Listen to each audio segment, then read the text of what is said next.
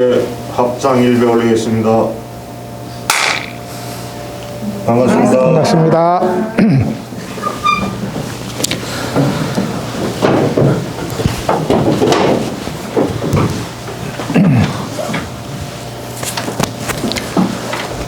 반갑습니다. 오늘은 지난번 우리가 분파 분증을 공부했으니까 오늘은 제15장 다문지혜를 같이 공부하는 시간을 갖도록 하겠습니다.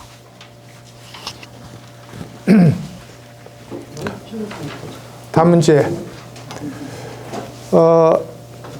방금 잠깐 쉬는 시간에 수업 시작을 하기 전에 공부를 열심히 하시는 거사님하고 이제 보살님과 어떻게 공부하십니까? 라고 이제 여쭤보는 시간을 가졌습니다.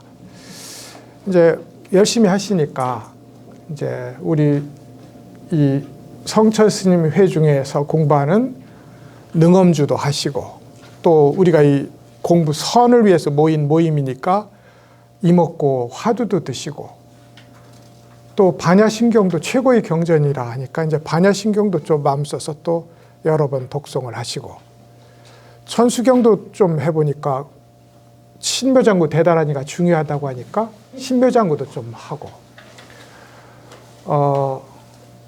또 이 회상에서 또 광명진원 독송회도 하니까 또 광명진원 독송회도 한번 하고 이제 이렇게 공부를 하는 것이 이제 말하자면 노숙한 신도, 익숙한 신도가 되어가는 길에 속합니다. 그죠? 광명진원도 하고 나중에 하다 보니까 이제 화엄경 약찬계도 하고 법성계도 하고 그리고 이제 이런저런 스님이 외우는 경문은 다 대충 뜻도 알고 뭔가 다 할 수 있을 것 같고 나중에 공부하다 보니 또 어디 가니까 자비도량 참법 하라 하니까 또 자비도량 참법도 좀 하고 뭐 두루두루 이렇게 이제 하게 돼요. 근데 그것은 우리가 공부를 하는데 초기에 어떤 것이 나에게 인연이 지어진 공부법인지 공부의 길인지 모를 때 상품이 놓여 있으니까 그 중에 불법도 상품입니다. 이걸 방편법문이라고 해요. 이걸 우리식으로 얘기하면 끌리는 고객은 끌리는 상품을 받아가세요라는 뜻입니다. 방편법문이라는 게 그런 거예요. 그러니까 방편법문이 이렇게 무수하게 설해졌는데 그걸 한 번씩 이렇게 쭉 보는 건 무방합니다. 그런데 우리가 본격적으로 이제 익숙한 신도가 되고 직접 실천하는 사람이 된다면 그때는 이제 하나를 잡아야 돼요. 우리가 이게 선문 정도를 공부하니까 제일 좋은 건 이먹고 왜 마삼근이라고 했을까? 왜? 어째서? 이 하나로 불법 생활을 모두 관철할 수 있다면 그게 제일 좋겠습니다. 근데 이제 아마도 그렇게 되기 어려울 수 있어요. 그래서 이제 성철 스님께서도 하다가 신심이 약해지면 삼천배 해라. 하다가 신심이 약해지면 능엄주 해라. 하다가 신심이 약해지면 뭐 해라. 이제 이런 몇 가지 방편들을 아비라기도 해라 하고 방편들을 내려주신 거예요. 그 모든 것은 이제 사실은 이먹고 하는 마음과 능엄주 하는 마음, 삼천배 하는 마음, 아비라기도 하는 마음이 한 마음이기 때문에 그런 거예요. 방법은 다르지만 한 마음이라서 그 한 마음 유지하는데 그 정도의 도우미는 필요하겠구나. 그게 성철 스님 법체계입니다. 성철 스님의 이먹고 왜 마삼근이라고 했을까? 왜 어째서를 끌고 가는 도우미들이라고요. 근데 그 도우미들이 잘하면 그 자체가 도를 닦는 본 주제이기도 합니다.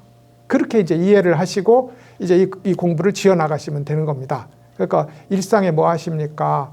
그저 이먹고 합니다. 하다가 힘 빠지면 능엄주하고. 그럼 실제로 해보시면요.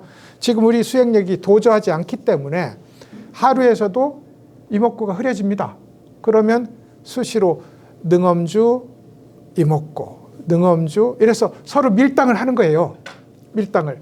그래 하면 이제 점점점 공부가 익숙해집니다. 그러지 않고 이것도 좋고 저것도 좋은 건 마치 연애를 하겠다면서 한 5명 만나는 겁니다.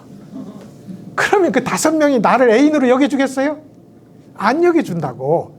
그러니까 나는 분명히 열심히 연애한다고 했는데 그 연애 받는 쪽에서는 정성을 들여줘야 무슨 반응을 하든지 말든지 하지. 받는 쪽 입장에서 그렇잖아요. 그런 의미에서 연애하는 것과 같다. 불교 공부도. 그래서 오로지 한 마음 기울여서 그것에 마음을 써줄 때 그 공부 또한 나에게 반응을 하기 시작한다. 공부가 반응하면 이제 세상의 어떤 즐거움도 이걸 이길 수가 없거든요. 공부가 반응을 하기 시작하면 이제 그런 의미에서 공부를 지어나가실 때 이런저런 공부법을 익히시고 접하셨겠지만 좋기는 다 최고로 좋아요. 나한테 최고로 좋은 것, 어쩌면 이 도량에 와서 공부하시니까 그게 참선 화두일 거고 1번이 그 화두를 도와주는 아비라기도, 능엄주, 삼천배 등이 있을 거라고요. 그렇게 이제 서로 할 수 있는 몫만큼 자기 능력만큼 지어나가면서 이목구 공부를 지어나가는 것. 이게 우리 공부의 실천이 돼야 돼요. 그래요. 그러면 천수경 외우는데 가서 외지 말까요? 누가 외지 말라고 합니까? 거기 가서는 열심히 외우면 됩니다. 그리고 공부가 깊어질수록 천수경이 능엄주로구나. 공부가 깊어질수록 광명진원이 바로 이목구구나 하는 걸 확인하는 자리가 있단 말입니다. 그런 의미에서 공부를 점점점 하나의 전공, 하나의 애인, 어떻게도 나를 배신하지 않을 정도로 내 전 존재의 사랑을 듬뿍 주는 공부가 하나 있어야 된다. 그 공부법은 이렇게 해야 공부가 되는 거지. 화두 역시 마찬가지거든요. 이목구 하다가 안 되니까 이번에는 마삼근 하자 하고 한 3달 하다가 이거 안 되겠다. 그러면 다음번에는 이 판치생무 하자. 이렇게 바꿔가서는 안 된다. 이 말입니다. 한 공부라야 어찌됐든 애인이 감복하는 일이 있다. 이 말입니다. 그렇게 하는 것이 공부의 요령이라는 것 말씀을 먼저 드리고, 마침 오늘 우리 공부의 첫 주제가 다문지혜예요. 많이 듣는 것, 많이 듣는 것, 혹은 이게 다문입니다. 많이 들어서 알고 이해하는 것, 이게 다문지혜입니다. 원래 이제 다문과 지혜는 단어가 다른 건데 성철 스님은 이것을 묶은 용례가 별로 없지만 다문지혜를 묶어서 우리 공부에서 조심해야 될 것으로 제시를 했습니다. 다문지혜. 뭘 물었어요? 이건 어떻게 되는 겁니까? 입에서 줄줄줄 나오고 남들이 모르는 얘기를 막 꺼내서 이야기한다면 좋겠지요. 우리도 그렇게 되고 싶어 할까요? 되고 싶지요.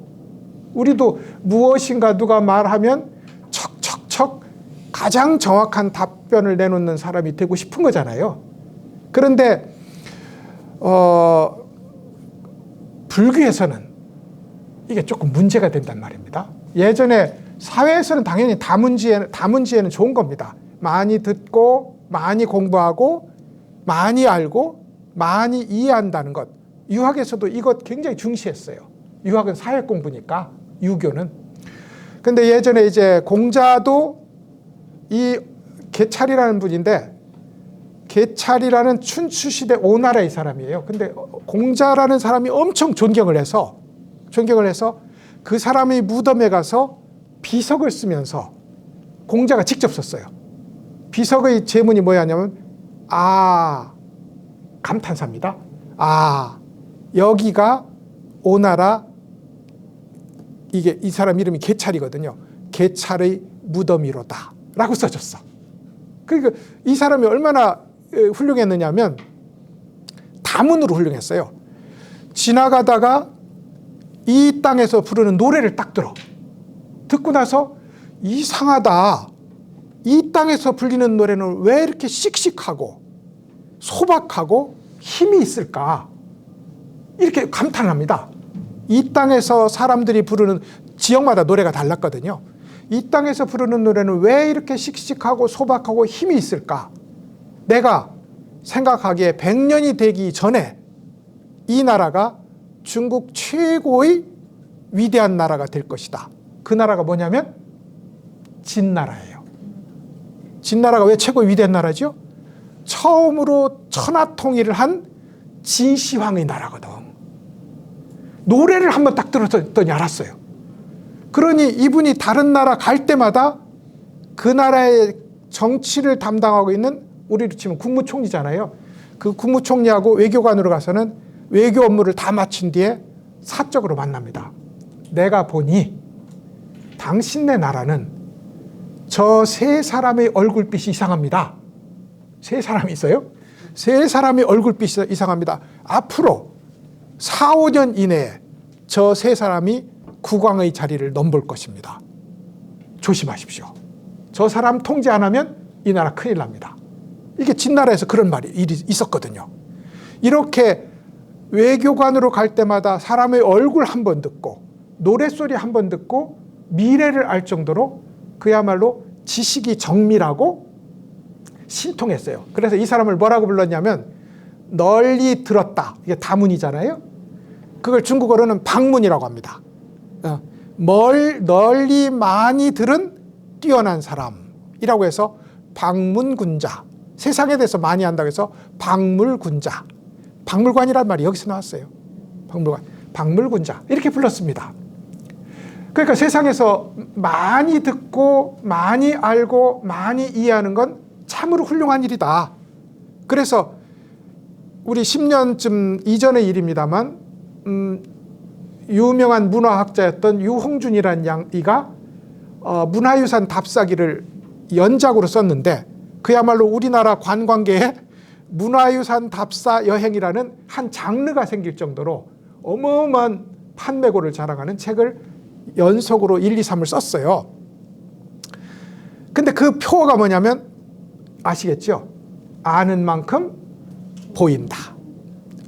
저는 이 말에, 그러니까 이 유홍준이라는 분의 인문학적 양식과 그야말로 뛰어난 상상력에 대해서 정말로 존경하는 마음을 갖고 있지만 그럼에도 이분이 내놓은 아는 만큼 보인다라는 말에 대해서 늘 불교적으로 회의가 많았습니다. 왜냐하면 그래 부석사 무량수전 배흘림 기둥에 기대 서서 말입니다. 부석사 무량수전 배흘림 기둥에 기대 서서 생각할 것이 그런 식의 역사지식, 그런 식의 문화지식, 그런 식의 이 소위 이야기거리만 있겠느냐 이 말입니다. 실제로 우리가 그 알미, 그 청년들마다 그 부석사를 찾는 사람마다 경주를 찾는 사람마다 손에 들렸던 그 책이 경주를 바르게 보지 못하도록 제한하는 색안경이 되지 않았을까? 충분히 해볼 수 있는 얘기잖아요.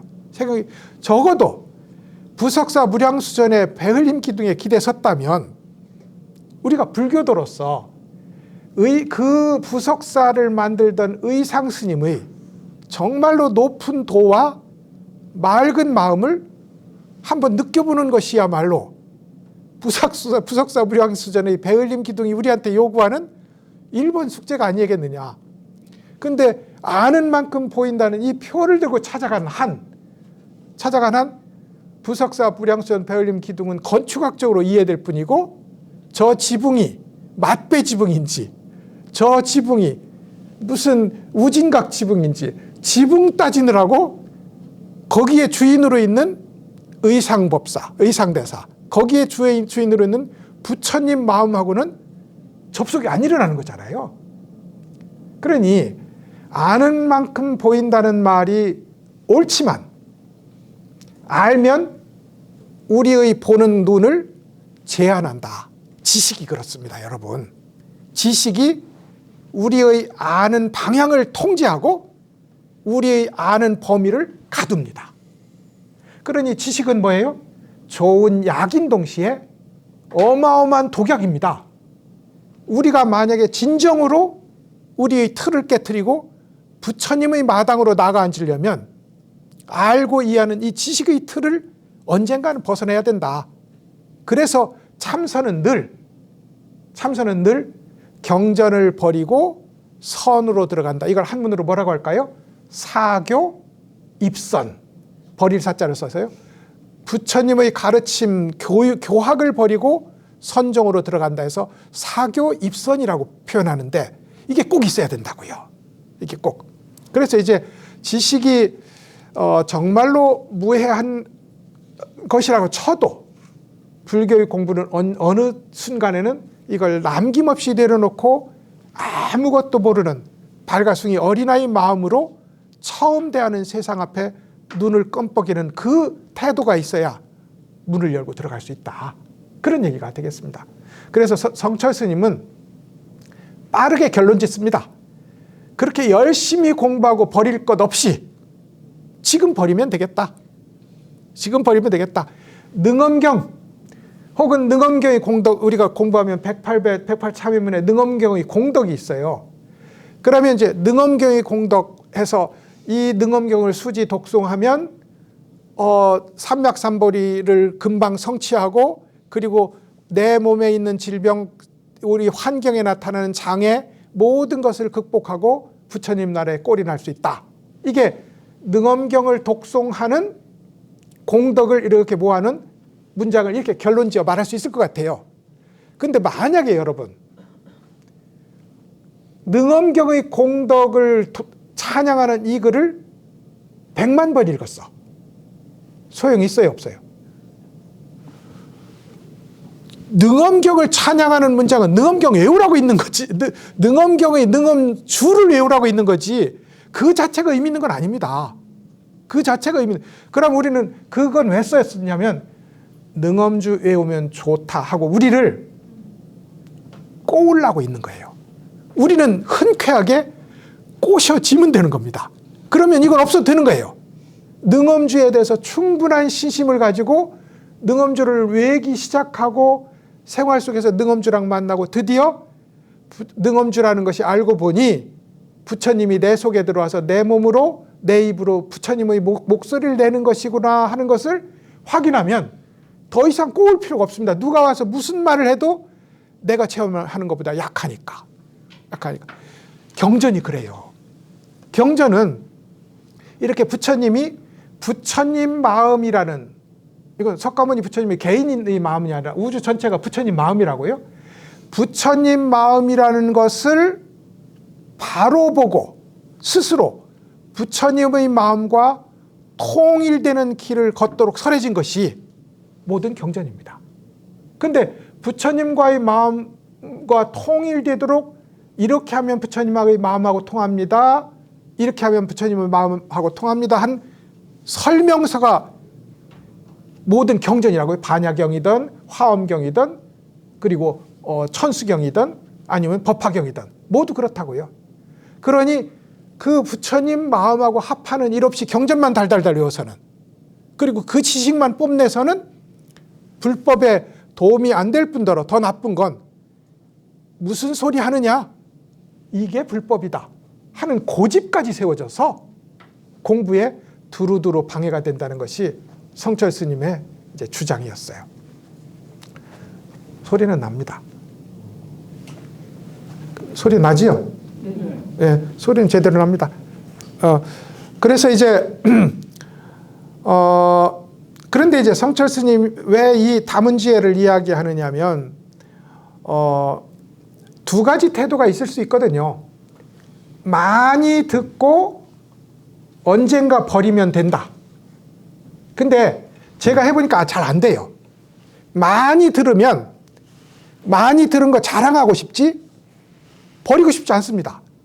더 정밀하게 더 멋지게 많이 알아서 사람들을 꼼짝 못하게 하고 싶지 이걸 내려놓고 소박하고 무식한 자리로 돌아가기 싫습니다. 네? 싫어요. 그러면 성철 스님은 그렇게 하기 어려우니 처음부터 알 것만 알고, 이거 중요합니다. 아예 몰라서는 안 돼요. 알 것만 알고 그것이면 충분하니까 거기에서 이먹고 공부를 우리 일상의 주제로 한 애인만 사귀자고 했잖아요. 한 애인만 평생 사귀는 진짜 연애로 들어가자.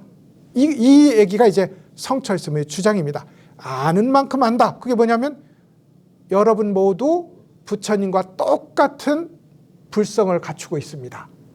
마음의 장애를 내려놓으면 모두 한결같이 그 순간 부처님과 통일될 수 있습니다. 당신이 부처입니다.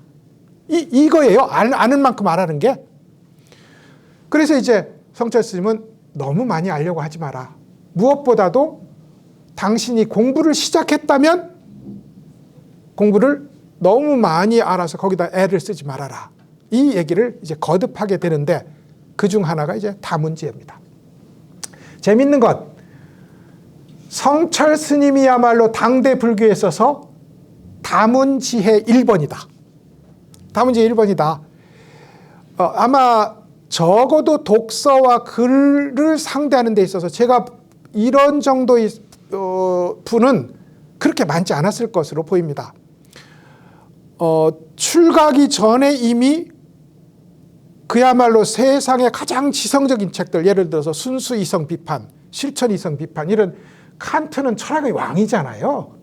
그런 칸트 서적을 스스로 깊이 이해하면서 읽었던 것은 분명해 보이고, 한 예도 있잖아요. 칸트의 순수 이성 비판을 사기 위해서 쌀 한 가마니를 내놨다는 거예요.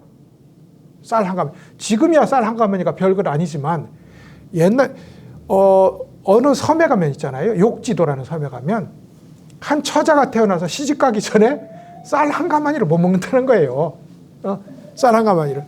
그런 정도로 쌀 한 가마니는 비싼 겁니다. 근데 쌀 한 가마니를 주고 순수이성 비판을 사서 그걸 독파하고 열람을 했다는 겁니다. 그리고 성철 스님의 불법생애도 증도가를 보고, 야, 세상에 이런 글이 다 있구나. 그야말로 뭐 캄캄한 밤에 횃불이 환하게 켜지듯 그래 감동을 먹었다는 겁니다. 이목구 참선을 무자 화두를 참선했거든요. 성철 스님은. 그것도 역시 서장이라는 한국 불교의 참선 교과서를 읽다가 무자 화두를 들게 됩니다. 성철 스님의 불법 인연은 책이었단 말이에요. 글이었다고요. 그리고 실제로 이제 이후에 오도송 같은 거 혹은 출가송을 여러분 다 익숙하잖아요. 저도 한 번씩 말해드렸고, 그걸 출가송을 쓴 게 25입니다. 여러분 우리 아들 중에 25은 없지요. 이제 30살씩 다 먹었잖아요. 그런데 25살에 쓴 출가시를 보면 한문이 좋습니다.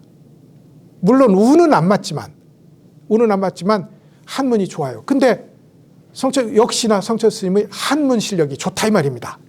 한문 실력이. 비록 한문 공부한 이력은 통감 10권을 읽으면 물리가 튀거든요. 그래서 통감 10권 정도를 읽은 것이 끝이라고 늘 말씀하셨지만 성철 스님 같은 물리를 가진 분이 불교계에 없었어요.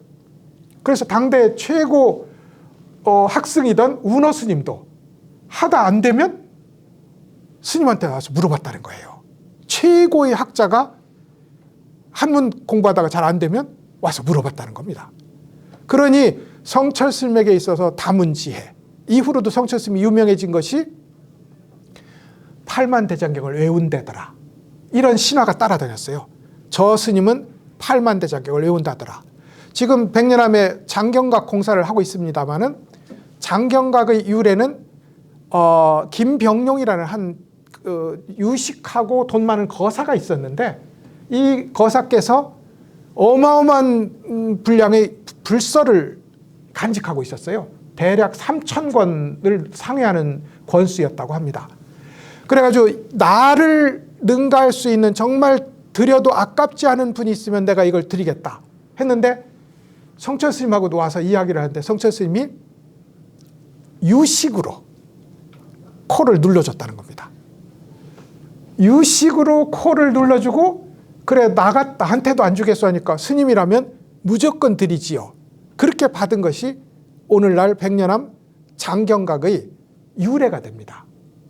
그리고 이 책을 실제로 성철 스님은 다 꼼꼼히 읽은 흔적이 남아있을 정도로 그야말로 훤하게 읽고 계셨다. 무슨 얘기를 제가 하려고 하냐면, 성철 스님이야말로 다문지혜의 최고 중에 최고였다. 그런데 다문지혜로는 안 된다. 그럼 믿어야 되는 거 아닙니까? 공부도 안 한 사람이 많이 알아봤자 소용없어. 이건 안 되는 거지. 공부 석사도 아니고 박사도 아닌데 박사도 아닌 사람이 박사 그거 어디다 써? 이렇게 하면 아무도 안 믿잖아요. 근데 박사가 한 10개쯤 있는 사람이 하버드 가서 박사 받아온 사람이 이렇게 말하는 게 옳겠다. 그죠? 하버드에 가서 박사 받아온 사람이 내가 박사 받아보니까 박사는 인생 문제 해결하는데 1도 도움이 안 돼. 이러면 믿겠죠? 사실 그렇기도 하고요. 박사는 인생 문제 해결하는데 1도 도움이 안 되는 것이 분명합니다.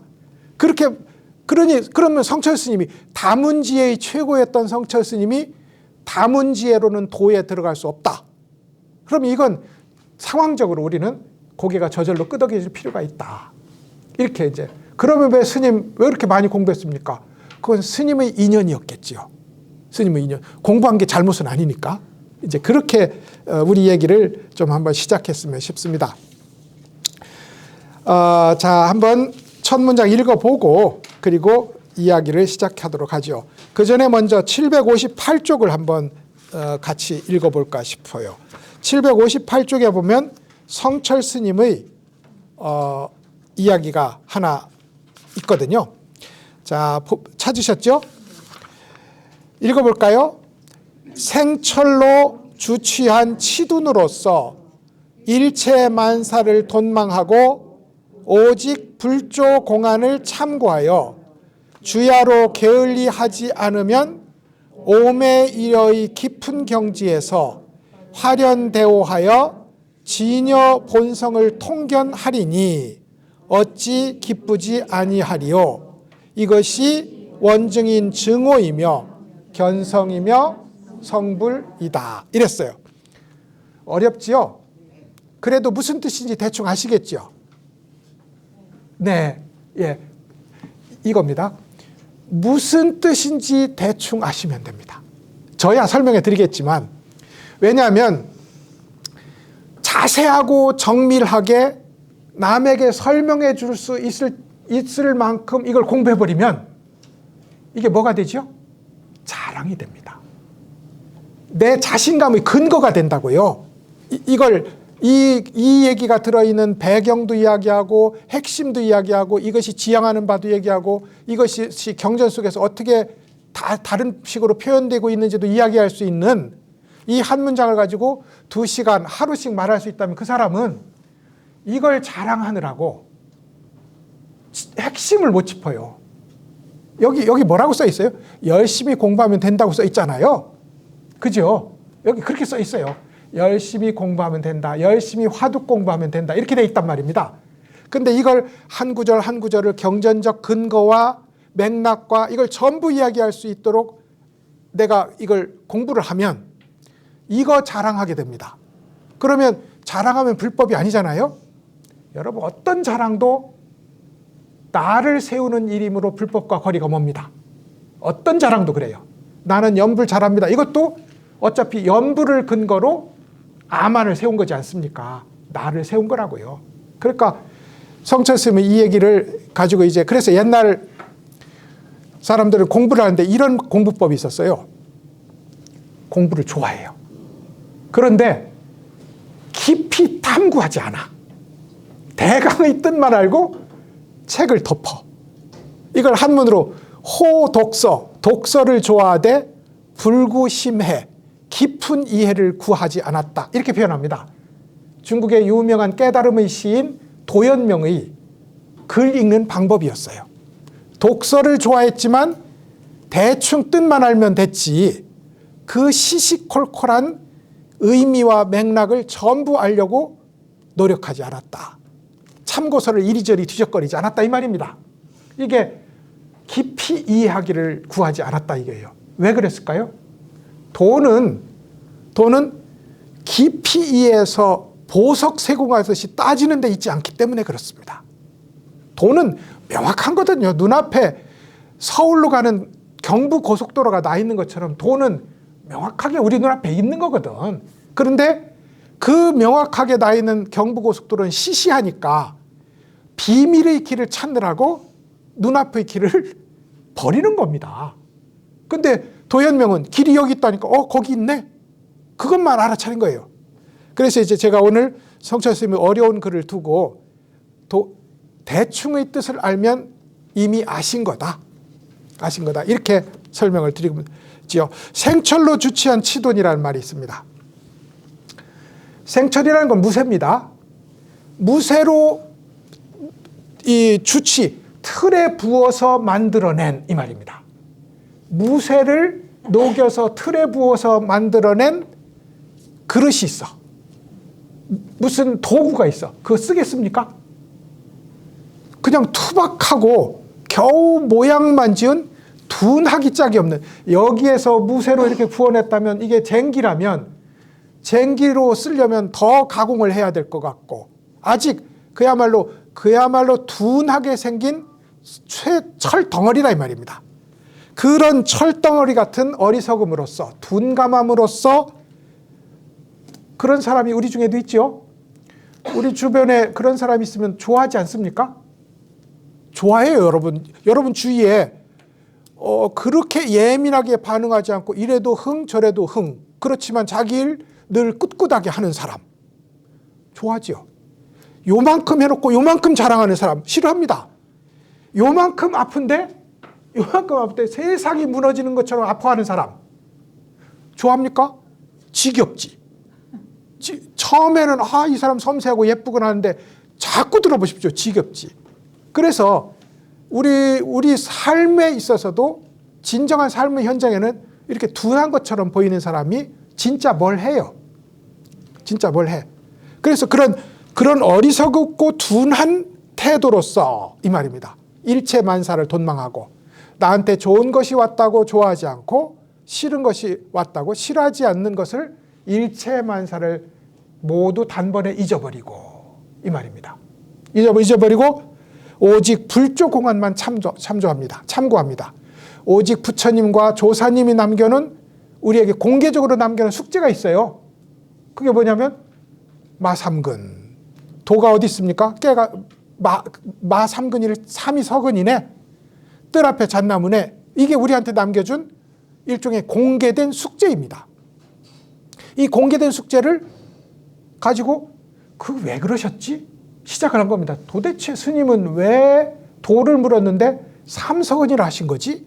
이걸 풀리지도 않는데 왜 삼서근이라고 했었고 왜 어째서 이걸 표현하기를 모기가 무쇠로 된 소에 침을 꽂듯 꼽아지겠어요? 계속 거기다가 꼽았다가 침이 구부러지고 꼽았다 침이 구부러지고 하는데도 계속 이 무쇠소를 뚫지 않으면 내가 죽는다 하고서 무쇠소의 피를 빨아먹겠다고 덤비는 모기. 이것이 공부꾼의 모습이라는 겁니다. 이것을 여기서 뭐라고 표현하면 오로지 바보처럼 만사를 잊어버리고 공안을 참고하는 일이라고 했습니다. 그래서 주야로 게을리하지 않으면 아침 저녁으로 깨어있으나 잘 때나 공부하다 보면 드디어 오매이려의 경지가 나타난다. 오매이려는 사람들이 실제로 그 경지가 가능하냐고 회의할 정도로 깊은 경지지만 성철 스님 무슨 말이냐? 내가 해봤는데 내가 6, 7, 42일 만에 움직이거나 앉아있거나 간에 화두가 한결같은 동정이려를 직접 체험했고 공부를 더해서 꿈속에서도 화두가 여전한 몽중이려를 내가 체험을 했고 그리고 더 공부해서 꿈도 없는 숙면 중에도 화두가 항상 흩어지지 않는 자리를 내가 체험했다. 이걸 의심해서는 우리가 경전 못 읽습니다. 그러면 법화경은 더 못 읽어요. 화엄경은 더 못 읽습니다. 부처님이 하늘로 다니면서 법문을 하는데 그래서 이것을 우리는 믿지 않으면 불교도가 아닌 거지요. 그래서 오매이려를 깊은 경계, 오매기를 성취하고 그것조차 뚫고 지나가야 되거든요. 그게 팔아리아식의 자리니까. 그것조차 뚫고 지나가서 마치 캄캄한 통 밑에서 지내다가 통의 발 밑 바닥을 뚝 뚫어낸 것처럼 일시에 100개의 태양, 1000개의 태양빛이 쏟아져 나오는 그런 자리로 내가 나아가게 됐다. 그게 화련대오다. 그래서 그 화련대오에서 우리의 진실하고 변함없는 본성을 남김없이 보게 될 것이니 이게 불교의 끝이다. 거기에서 기쁨이 솟아나고 춤이 안 나올 수가 있겠느냐 이 말이죠. 이것이 완전한 깨달음이고 실증적인 깨달음인 견성이고 성불이다 이렇게 표현했어요. 이 성철 스님 말씀에 선문정로가 다 들어있습니다. 사실은 여기에 선문정로 제목도 다 들어있고요. 각 장의 제목도 다 들어있고 성철 스님이 하려고 하는 불교 얘기가 하나도 빠짐없이 다 들어있는 것 같아요. 다 들어있는 것 같아. 그래서 무쇠같이 둔한식으로 공부해야 된다. 총명하고 따지는 공부는 안 된다. 하는 이건 참선 공부의 ABC거든요. 공안을 참고하는 화두선이라 해야 된다. 또 문장을 보면 잠을 줄여야 된다. 잘 거 다 자면 서울대도 사당오락인데 부처가 된다는데 어떻게 4시간 이상 자고 부처가 될 수 있겠느냐. 그래서 성철 스님은 아예 안 잤잖아요. 자더라도 3시간 이상은 자지 마라. 이게 성철 스님의 얘기였다고요. 오매이려의 진짜 경계가 있는 것을 알아야 된다. 괜히 잠깐 무심한 거 가지고 잠깐 번뇌가 사라진 걸 가지고 깨달음이라고 자랑하지 말아라. 이것이 여기에 또 들어있습니다. 그리고 무심히 한결같다 하더라도 그걸 자랑하지 마라. 이거는 뚫고 지나가야 될 경계지 이것이 목적지가 아니다. 서울 간다 하면서 안성이나 천안쯤에서 다 왔네 하고 짐을 풀어서는 안 된다. 이것이 오메이리의 얘기가 되겠습니다. 그 다음에 불교의 참선하는 목적은 부처되는 데 있지 무엇을 남이 못 보는 걸 잠깐 보는 데 있지 않다. 그러므로 견성은 부처님의 깨달음이다. 이렇게 7가지, 8가지 정도로 정리할 수 있는 선문정로의 주제가 이 문장 하나에 다 들어있는 거예요. 다 들어있어. 그래서 참 기막힌 문장이다 싶어서 제가 여기에 이렇게 갖다 놓았습니다. 서론이 이만큼 길었으니 얼마나 본론은 훌륭할까. 근데 이제 본론은 생각보다 엄청 시시합니다. 읽어보실까요? 15-1입니다. 어떤 사람이 큰 은혜를 베풀어 진수성찬을 차려준다 해도 먹지 않으면 굶어 죽습니다. 많이 듣기만 하는 것도 이와 같습니다. 이랬어요. 불법 집안에서 이제 성철 스님의 권위가 워낙 이제 그야말로 압도적인 시절이 있었거든요. 요즘 이제 열반하시고 시간이 지나서 이렇습니다만 그래도 뒤에서는 성철 스님의 법이 그렇게 훌륭하다면 말입니다. 성철 스님의 법을 듣고 깨닫는 사람이 왜 안 나오노? 하고 따져요. 그럼 나는 다시 묻고 싶은 겁니다.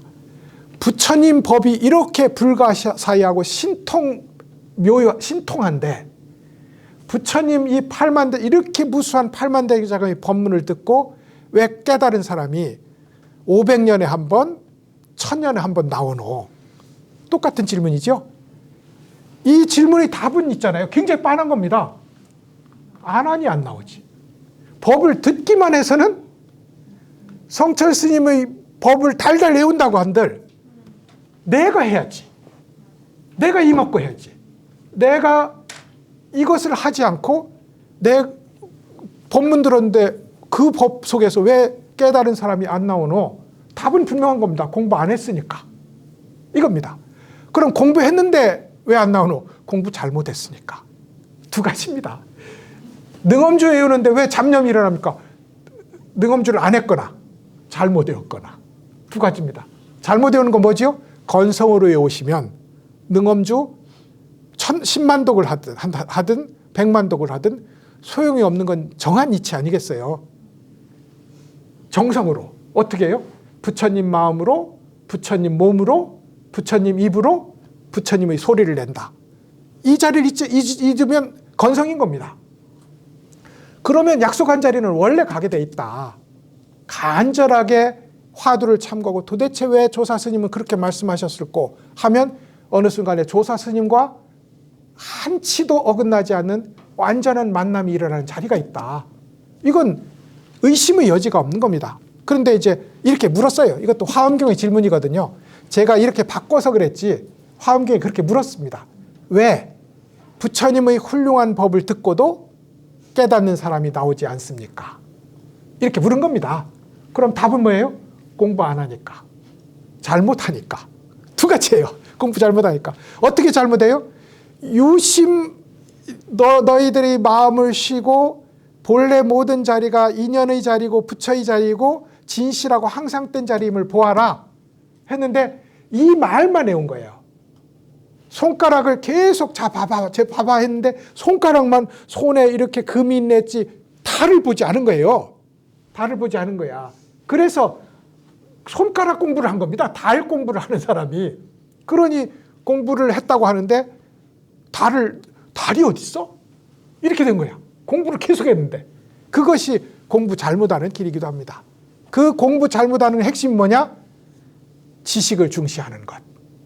이거라는 거죠. 지식은 이건데, 손가락인데 지식이 목적지라고 생각해서 지식을 암기하고 지식을 가지고 자기의 도달처로 삼는 것은 공부 잘못하는 길이다. 이것이 이제 이 진수성찬을 줘도 먹지 않으면 굶어 죽는 이치입니다. 생각해 보세요. 물속에 들어가서 목말라 죽으면 얼마나 기가 막힙니까? 그렇죠? 물속에 들어갔는데 물을 먹자니 빠져 죽을 것 같아. 그래 안 먹어요. 그러니까 물속에서 물을 먹지 못해서 목말라 죽는 일이 뭐 있을 겁니다. 지금 여기처럼 음식을 앞에 두고 배고파 죽는 일. 역시 우리가 불교 만법이 불법인데 말입니다. 우리가 손으로 두드리고 손가락을 일으키고 눈을 깜빡이고 어깨를 들썩여도 이 모든 게 불법이 드러난 자리인데 이 불법이 드러난 불교의 향연 속에서 물을 안 마시고 밥을 안 먹어서 굶어 죽는다? 이게 얼마나 이제 갑갑하고 안타까운 일이겠느냐. 화엄경에서 하는 비유란 말이죠. 어떤 의사가 있어요. 이 세상의 모든 처방은 다 알아. 그래가지고 있는 병이 오기만 하면 척척척 낫습니다. 그런데 내 종기를 못 나. 자기 병 하나, 요만한 병을 못 나. 얼마나 답답한 얘기냐고요. 그것이 또 비유가 됩니다. 더 기가 막힌 건 남의 보물을 세는 거야. 은행에서 남의 돈 세는 거야. 이건 내 돈이 아니라고 하니 아무리 세워봤자 내 삶에 도움이 안 돼요. 그래서 남의 보물을 세는 사람. 또 기가 막힌 일이 있습니다. 남에게 음악을 들려주는 귀 먹은 사람. 남에게 음악을 들려주는 내 귀는 먹어 있어. 남에게 그림을 보여주는 눈 먼 사람. 예? 말은 훌륭한데 자기는 해결하지 못하는 사람. 옛날에 행복전도사가 있었어요. 지금도 있습니다. 행복전도사가 있었는데 가장 유명한 사람이 자살했어요. 기억하시죠? 가장 유명한 행복전도사가 행복전도사 1호쯤 돼요. 자살하셨어요. 그것도 부부 동반 자살. 병이 났어. 우리 병투성이잖아요. 몸이 혹 매끄럽게 움직인다 해도 마음의 병은 얼마나 많을 것이며 집안의 우환은 얼마나 많을 것이며 병자라고. 그래서 부처님은 의사잖아요. 의사 중에 최고 의사이기 때문에 부처님을 의왕이라고 부른다고요. 그런데 행복전도사라는 건 의왕 정도는 안 돼도 보조 간호사 정도는 돼야 될 거 아니야? 그런데 그 남의 병을 치유하고 남에게 웃음을 전달하기 위해서 노력한 사람이 자기 속에서 일어나는 우울증을 견딜 수 없었어. 얼마나 안타까운 일이냐고요. 불법을 앞에 두고 직접 실천하지 않는 것은 행복을 말하면서 직접 행복하지 않은 일과 똑같습니다. 그래서 제가 늘 하는 말이 있거든요. 학생들한테. 지금 행복해야 나중에 행복하다. 우리 불교로 바꿔보면요. 지금 깨달아야 나중에 깨닫는다. 지금 무심이라야 나중에 무심이다. 이해하시겠죠? 지금 무심이라 해야 됩니다. 내가 열심히 공부해서 이 유심을 누르고 나중에 무심이 돼야지. 그럼 무심을 누르고라는 유심이 제일 나쁜 도둑놈이 돼가지고 나를 산란심으로 뒤흔듭니다. 그래서 그러면 지금 당장 무심되는 것 이먹고, 지금 당장 무심되는 거 오마비라 훔캄스바, 지금 당장 무심되는 거 스타타가 토스니삼, 이렇게 나가는 거예요. 성찬스님이 끼쳐준 법이 다 여기 있어요. 왜 삼천벼락은요? 지금 당장 무심해라. 왜 등엄 주냐? 지금 당장 무심해라. 왜 이먹고냐? 지금 당장 무심해라. 그래야 이따가 무심하고 내일 무심하고 끝에 진정으로 무심할 수 있다. 이게 공부법이에요. 이게 공부법인데 지금 행복해야 나중에 행복하지요. 지금 불행을 참고 견디면 나중에 행복하다. 거짓말입니다. 지금 행복도 기술자거든요. 지금 내가 가진 요만큼을 가지고 행복해야 나중에 요만큼 더 생겼을 때 더 행복하지. 지금 이건 안 되니까 이만큼 가지면 행복해야지. 가져보십시오. 우리가 가져봤잖아. 요만큼 부족해서 안 행복해요. 이게 원리라고요. 원리라고. 그런 의미에서 이 소위 진수성찬을 차려줬는데 못 먹는 사람, 이건 불법을 지금 당장 깨달아야 나중에 깨닫는 이 원리를 모르는 겁니다. 지금 당장 무심이라야 나중에 무심이라는 불법의 최고 원리를 모르니 매번 유심으로 공략해서 무심에 들어가려고 하는 엉뚱한 길을 걷는다. 이게 이 화엄경이 하고자 하는 말입니다. 자, 여기까지 서론이 길었고 이제 겨우 한 문장 했군요. 뭐 상관없습니다. 이렇게 공부를 했고 잠깐 쉬는 시간을 갖도록 하겠습니다.